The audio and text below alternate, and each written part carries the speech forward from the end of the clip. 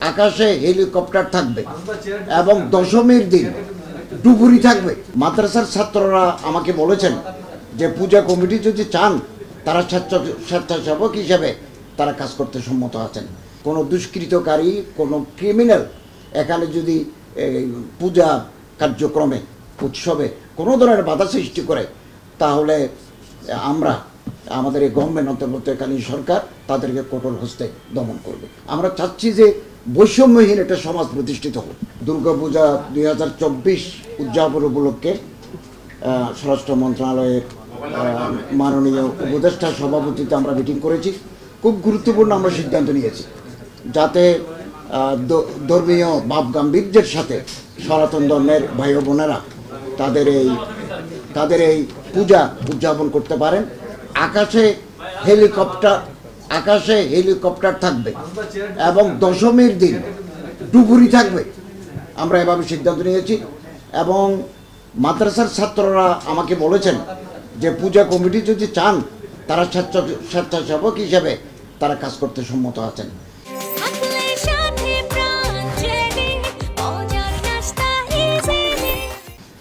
আমাদের স্বরাষ্ট্র উপদেষ্টা মহোদয় বলেছেন আগে আমরা ধর্ম মন্ত্রণালয় একটা সামারি দিতাম প্রধান উপদেষ্টার কাছে বা প্রধানমন্ত্রীর কাছে, ওখানে 2 কোটি, মাঝে মধ্যে দেখেছি 3 কোটিও আছে।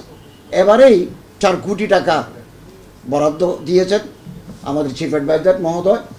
আমরা একটু তালিকা করে অসচ্ছল মন্দিরগুলোকে আমরা এই 4 কোটি টাকা জেলা প্রশাসকদের মাধ্যমে এগুলো আমরা বিতরণ করব। আমি এখানে একটা প্রস্তাবও রেখেছি আজকের মিটিংয়ে, 500 কেজি করে চাল পূজা মণ্ডপে দেওয়া হতো সংশ্লিষ্ট মন্ত্রণালয় থেকে।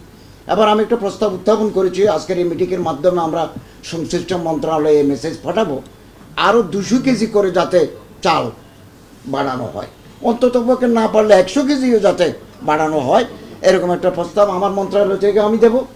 আর স্যার যদি সম্মত হন তাহলে আজকের মিডিয়াটা রেজুলেশন ওখানে দেওয়া যেতে পারে। এতে করে একটা উৎসবমুখর পরিবেশ উইথ রিলিজিয়াস ফারবার অ্যান্ড জিল সনাতন ধর্মের ভাই বোনেরা তাদের এই শারদীয় দুর্গোৎসব পালন করতে পারবে। আপনারা জানেন আমি 2 দিন আগে রাজশাহী সফর করে এসেছি।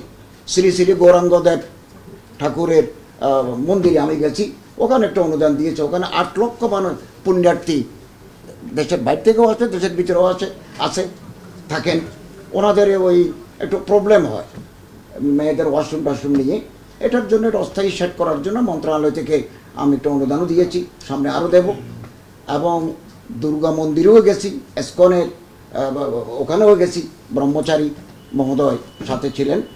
তো আমরা আপনাদের মাধ্যমে দেশবাসীকে আশ্বস্ত করতে চাই কোনো দুষ্কৃতকারী কোনো ক্রিমিনাল এখানে যদি পূজা কার্যক্রমে উৎসবে কোনো ধরনের বাধা সৃষ্টি করে তাহলে আমরা আমাদের এই গভর্নমেন্ট অন্তর্বর্তীকালীন সরকার তাদেরকে কঠোর হস্তে দমন করবে।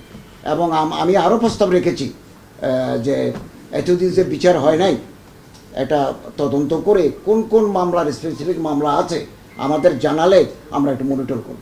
আমরা চাচ্ছি যে বৈষম্যহীন একটা সমাজ প্রতিষ্ঠিত হোক, প্রত্যেকে তার নাগরিক অধিকার ধর্মীয় অধিকার যাতে পালন করুক এটা আমরা চাই। এবং আমরা ধর্ম মন্ত্রণালয়ের উদ্যোগে একটা পূজার মিটিং করব।